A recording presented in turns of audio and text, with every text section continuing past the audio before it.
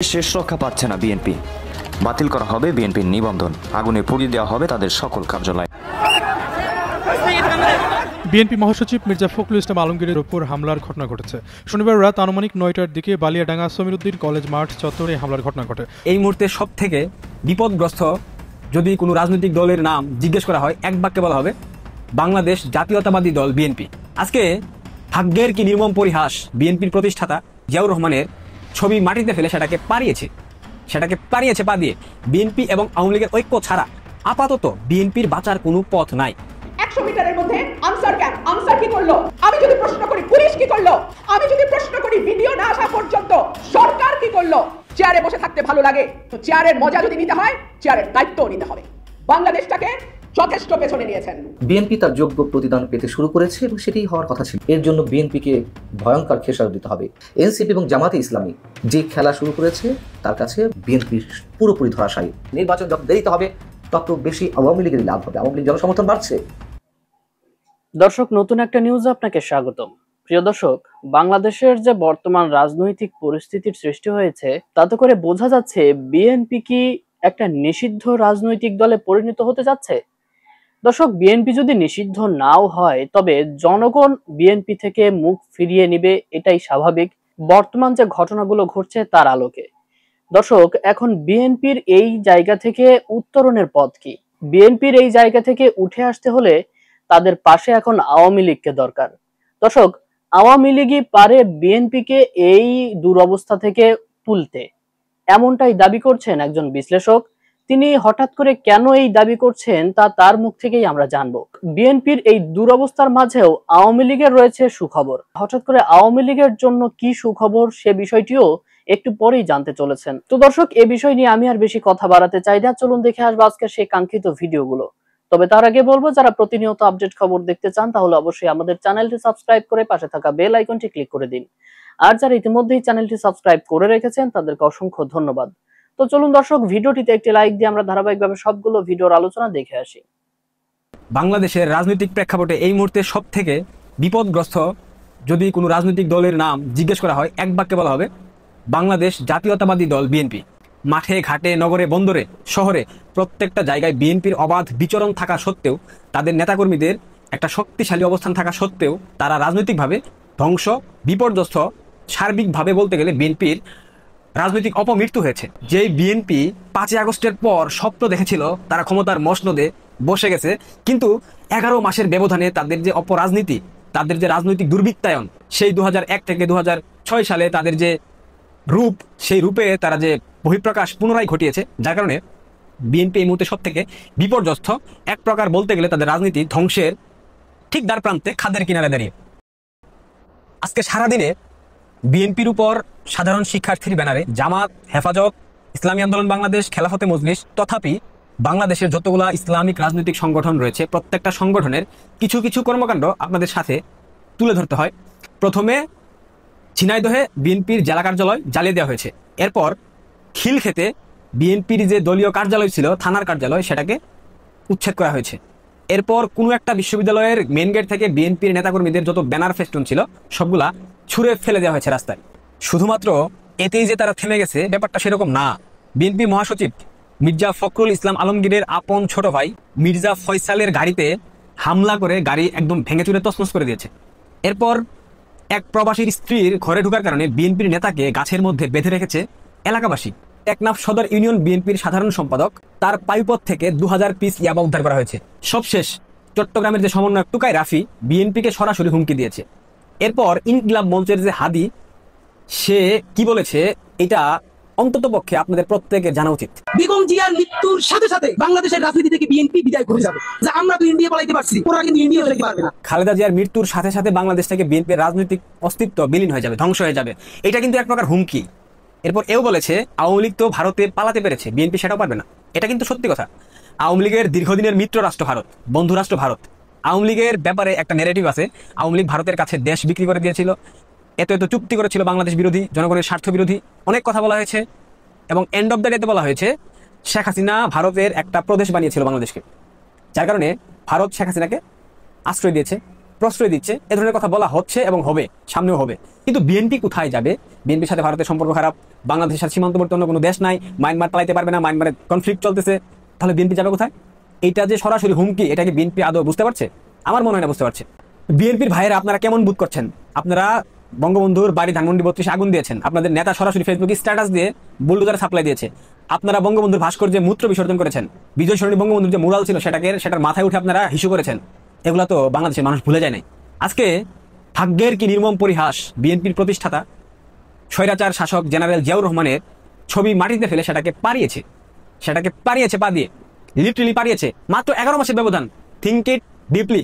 11 মাস পূর্বে আপনারা জাতির পিতাকে অসম্মান করেছিলেন, যে জাতির পিতা বাংলাদেশ নামক রাষ্ট্রের প্রতিষ্ঠা করেছিল, যে জাতির পিতা আপনাদেরকে একটা স্বাধীন সার্বভৌম রাষ্ট্র উপহার দিয়েছিল, সেই জাতির জনককে আপনারা অপমান করেছেন, অপদস্থ করেছেন। প্রত্যেকটা স্মৃতি ধানমন্ডি 32 মতো জায়গা আপনারা ভেঙে ফেলেছেন। আপনাদের কত বড় দুঃসাহস, কত বড় ধৃষ্টতা। আজকে 10 মাস পর আপনাদের কি সুন্দরভাবে প্রত্যেক ক্রিয়ার সমান ও বিপরীত প্রতিক্রিয়ার মতো আপনাদের উপর চলে আসলো। আপনাদের প্রতিষ্ঠাতা, আপনাদের আদর্শিক নেতা জিয়াউর রহমানের ছবিতে এইভাবে পা দিয়ে মারাচ্ছে জামাত শিবির হেফাজতের কর্মীরা।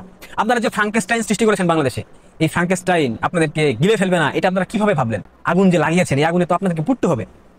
আওয়ামী লীগ 11 মাসে সহনশীল হয়ে গেছে, তারা ধরেই নিয়েছে তারা আগামী 5-10 বছর ক্ষমতায় আসবে না, তারা সার্ভাইভ করতে পারবে এবং আওয়ামী লীগের সেই সক্ষমতাটুকু আছে। আওয়ামী লীগের যথেষ্ট কূটনৈতিক তৎপরতা আছে, কিন্তু আপনাদের কি আছে? কিছুই নাই। আপনাদের দলের যে প্রধান, সে 17 বছর যাবত লন্ডনে বসে আছে, সে আদৌ বাংলাদেশে আসতে পারবে? আমি নিশ্চিতভাবে পুনরায় বলতেছি, সে বাংলাদেশে আসতে পারবে না, তাকে আসতে দেওয়া হবে না। অবশেষে বিএনপির কিছু কিছু মানুষের মধ্যে বোধোদয় হয়েছে। সুনামগঞ্জের ছাত্র দলের এক নেতা ফেসবুকে স্ট্যাটাস দিয়েছে, বিএনপি নেতা কর্মীদের বলতে চাই, আওয়ামী লীগ মিছিল করুক, তাদের কার্যক্রম করুক, বিএনপির কেউ যেন বাধা না দেয়, জামায়াত, এনসিপি, নুরু এদের মোকাবেলা করুক। এখান থেকে বিএনপিকে বের হতে হলে একমাত্র বিএনপির পথ, যেহেতু বাংলাদেশের সাধারণ মানুষ বিএনপিকে বিশ্বাস করে না, ভরসা রাখে না, সেই জায়গা থেকে একমাত্র পথ হচ্ছে আওয়ামী লীগের সাথে ঐক্য করা এবং আওয়ামী লীগ যাতে সুন্দরভাবে তাদের রাজনৈতিক কর্মকাণ্ড বাংলাদেশের মাটিতে পরিচালনা করতে পারে, এই ব্যাপারে বিএনপি যেন কোনো প্রকার বাধা সৃষ্টি না করে, কোনো প্রকার মববাজি না করে, কোনো প্রকার আওয়ামী লীগের নেতাকর্মীদেরকে গ্রেফতার করায় না দেয়, এটা যদি নিশ্চয়তা দিতে পারে, তাহলে বিএনপি এবং আওয়ামী লীগের ঐক্যবদ্ধ আন্দোলনের মাধ্যমে ডক্টর ইউনূসকে বাংলাদেশ থেকে হটাতে হবে। অন্যথায় এই ইউনূস নামক ফ্রাঙ্কেস্টাইন বিএনপি এবং আওয়ামী লীগ উভয় দলকে গিলে ফেলবে। আমি আবারও বললাম, গিলে ফেলবে। আজকে সোহেলের হত্যাকাণ্ড নিয়ে, সোহাগের হত্যাকাণ্ড নিয়ে অনেক কথা হলো। আমি যদি প্রশ্ন করি 100 মিটারের মধ্যে আনসার ক্যাম্প, আনসার কি করলো? আমি যদি প্রশ্ন করি পুলিশ কি করলো? আমি যদি প্রশ্ন করি ভিডিও না আসা পর্যন্ত সরকার কি করলো? They have to answer it. চেয়ারে বসে থাকতে ভালো লাগে, এটা আমরাও বুঝি, কিন্তু চেয়ারের মজা যদি নিতে হয়, চেয়ারের দায়িত্বও নিতে হবে। ক্যাবিনেটের একজন সদস্য তার কেবিন ব্যাগে করে ম্যাগাজিন ক্যারি করে। আমি খুব বেশি বিদেশ যাই না, কিন্তু আমার এখানে যে 2 বন্ধু বসে আছেন তারা বিদেশেই থাকেন। তারা জানেন না কেবিন ব্যাগে কি নেওয়া যায়, কি নেওয়া যায় না। আমাদের স্বরাষ্ট্র উপদেষ্টা হাসতে হাসতে বলেন, চশমার বদলে ওই যে মোবাইল, মোবাইলের বদলে ওই যে চশমা। তো এই সরকারটা কি গুলির ম্যাগাজিনকে চশমা আর মোবাইলের মতন অত্যাবশ্যকীয় কিছু করে ফেলেছে? ম্যাগাজিন পাওয়ার পরে ওই উপদেষ্টা আবার বলেন মিসাইল নিয়ে ঘুরলেও নাকি বাংলাদেশের কেউ নিরাপদ নয়। ইয়েস, 9 মাসে বাংলাদেশকে আপনারা এমন জায়গায় নিয়ে আসছেন যে মিসাইল নিয়ে ঘুরলেও আপনাদেরও নিরাপদ লাগে না, আর আমরা তো কোন ছাড়। বাংলাদেশটাকে যথেষ্ট পেছনে নিয়েছেন, আর না। আমি আহ্বান জানাবো, যেটুকু ব্যাপারে ঐক্যমত হয়েছে সেটি যথেষ্টের বেশি। বাকি ব্যাপার আল্লাহর ওয়াস্তে বাংলাদেশের 18 কোটি মানুষ যারা এই দেশেই থাকবে, এই দেশেই তারা জন্মাইছে, এই দেশেই তারা মরবে, তাদের হাতে ছেড়ে দেন। বাংলাদেশের মানুষের ভাগ্য নির্ধারণ করার জন্য বাংলাদেশের মানুষই যথেষ্ট। বিএনপি তার যোগ্য প্রতিদান পেতে শুরু করেছে এবং সেটাই হওয়ার কথা ছিল। আমরা বারবার বলে আসছিলাম, প্রতিটা ক্ষেত্রেই বলে আসছিলাম যে বিএনপি সরকারের ট্রাপে পা দিচ্ছে এবং এর জন্য বিএনপিকে ভয়ঙ্কর খেসারত দিতে হবে। বড় আশ্চর্য বিষয় যে দলটি ক্ষমতায় যাওয়ার প্রবল একটি সম্ভাবনা ছিল, সম্ভাবনা কেন, নির্বাচন হলে তো নিশ্চিতভাবে বিএনপি ক্ষমতায় যেত, সেই বিএনপি ক্ষমতায় যেতে পারবে কিনা সেটি নিয়ে যথেষ্ট সংশয়ের সৃষ্টি হয়েছে। এখন এনসিপি এবং জামাতে ইসলামী যে খেলা শুরু করেছে তার কাছে মোটামুটি এই মুহূর্তে বলা যেতে পারে আপাতত বিএনপির পুরোপুরি ধরাশায়ী। বিএনপির জনপ্রিয়তায় যে প্রচণ্ড ধস নেমেছে বা নামছে, বিএনপি এবং দলের শীর্ষ নেতা তারেক রহমানকে ইঙ্গিত করে সামাজিক যোগাযোগ মাধ্যমে যা যা লেখা হচ্ছে, আক্রমণাত্মক বিক্ষোভ মিছিল হচ্ছে, জনরোষ গড়ে উঠেছে। আপনারা জানেন যে মিডফোল্ড হসপিটালের সামনে যেভাবে স্বেচ্ছাসেবক দল, যুব দলের নেতারা, কর্মীরা যে হত্যাকাণ্ড ঘটালো, এবং এর আগেও তো নানান ধরনের সন্ত্রাসী কর্মকাণ্ড, চাঁদাবাজি, দখলবাজি অভিযোগ বিএনপির বিরুদ্ধে রয়েছে। শুধু অভিযোগ কেন, অবশ্যই সত্যতা রয়েছে। কিন্তু সবকিছু মিলিয়ে বিএনপি ভুল পথে হেঁটেছে, হাঁটছে এখনো। 13 জুন লন্ডন বৈঠকের পর আমরা প্রচণ্ডভাবে খুবই বোল্ডলি বলছিলাম যে বিএনপি কফিনের শেষ পেরেকটি সম্ভবত মেরে দিল। যে আন্দোলন করে উঠেছিল বিএনপির নির্বাচন আদায়ের জন্য ডিসেম্বরের মধ্যে, ফেব্রুয়ারিতে আশ্বস্ত হয়ে, তাও তো সরকার বলেনি যে ফেব্রুয়ারিতে নির্বাচন দেবে, বলেছে হতে পারে, তাতেই বিএনপি ডুগডুগি বাজানো শুরু করে দিল এবং সরকারের সব কাজে ব্লাঙ্ক চেক দিয়ে দিল। 13 জুনের পর থেকে সরকারের প্রতিটি কাজের প্রশংসা করতে লাগলো।